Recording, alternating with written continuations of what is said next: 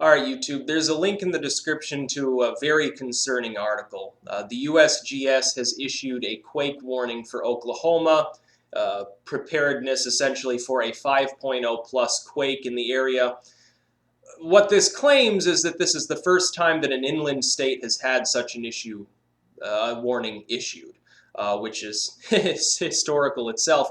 The USGS is known for restraint. It's known for optimism. It's also known for criticizing anyone saying that a major event's about to occur as some sort of conspiracy theorist. So when the USGS comes out and says, yes, there will be a 5.0 plus quake here fairly soon because the tremors are continuing to increase exponentially, I'm going to assume that it's going to be somewhat larger than that, to massively larger than that, and this will be some sort of New Madrid situation, and they'll just keep cracking away these seismic events, and the entire area will, fall into the earth or something.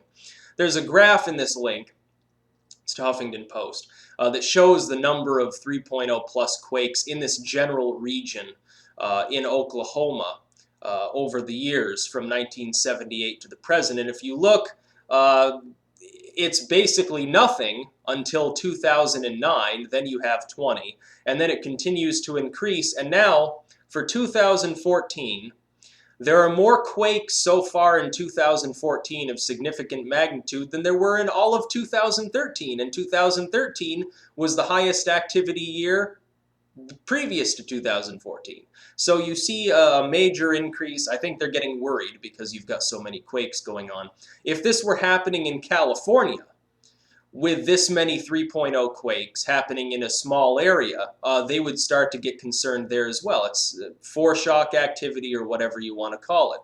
But the USGS is known for underestimating events and rarely issuing warnings even where they are warranted, and they should know that something's going on. So when they do issue a warning, people should take that with grave concern and assume that they are right, and assume that they are possibly, very likely, I would say, underestimating the potential size of such an event. If we're looking at a 5.0, the last time they had a 5.0 plus quake in this area, it says 14 homes were destroyed and 2 people were injured.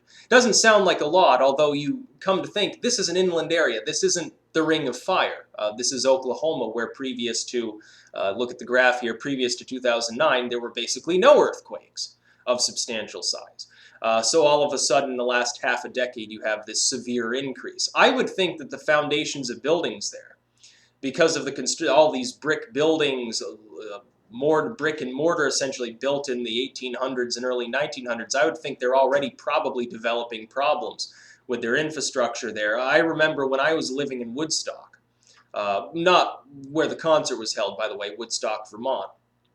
When I was living there, we were living in a 3-story brick apartment building. And there was a 3.0 earthquake 100 miles away, and the entire building was shaking, and cracks did appear in the walls at the time, and it was quite concerning for everyone living in that building. It wasn't particularly well built, hadn't been retrofitted at all, but there was a quake up in Montreal, and we could feel it all the way down in Woodstock. And it was quite severe shaking. It felt quite powerful. The entire building was swaying back and forth, actually. We were actually worried we were going to have it fall in and get buried alive and die. So there might not be any Styx Hexenhammer videos if that had happened. But the USGS is not by any means an alarmist group. They're about the most optimistic people that are watching seismic events worldwide. They almost never issue warnings of any kind, and all of a sudden they're issuing one for essentially Oklahoma City of all places. This is right next to Oklahoma City, an enormous metropolitan area, the largest city in Oklahoma, obviously, but also a fairly large city anyway, with several 100,000 people living in it. If a 5.0 hits, it might not do significant damage, but what if they underestimate it and it's a 7.5? Or a 9.0? What if this is like the San Francisco quake? You won't have 2 stones left standing on top of one another. People living in some of these old apartment buildings may seriously want to think about not showing up at their apartments for some time. When you look at the number of quakes here that are charted here for 2014 as of May 2nd, so it's not counting the last week's results, you're looking at almost a 3.0 a day in this region. of literally almost exactly one 3.0 quake every single day. If this were happening in any other inland area, people would already have moved out, most likely. Of course, you can't move everyone out of a city as large as Oklahoma City. I've actually been through there. It's an alright city. It has some severe problems and looks a little bit shaky to me. And it's going to look a lot more shaky if this event happens. But I would say the USGS, being as optimistic as they are, is probably underestimating the threat.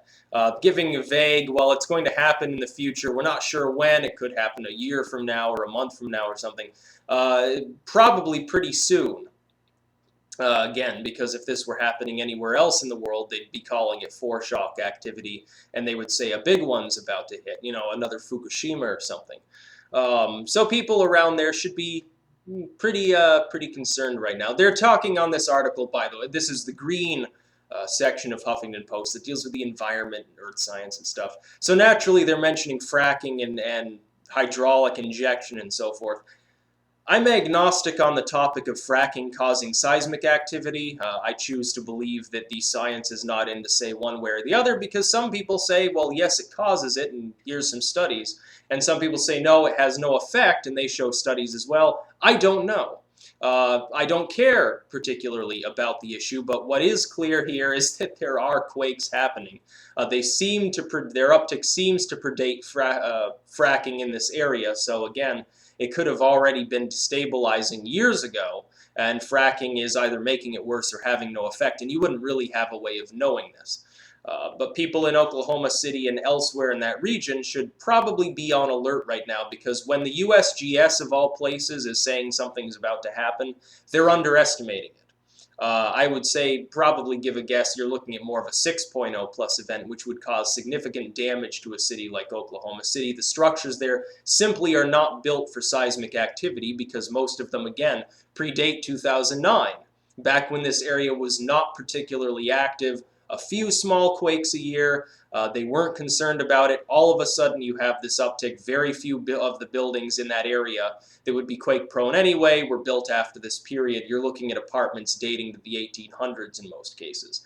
A very dangerous recipe for a bad situation becoming far worse, simply because this area doesn't happen to be used to this size of a quake. Whereas in California, if a 5.0 hits, nobody notices, a few things get damaged, everyone sort of moves on.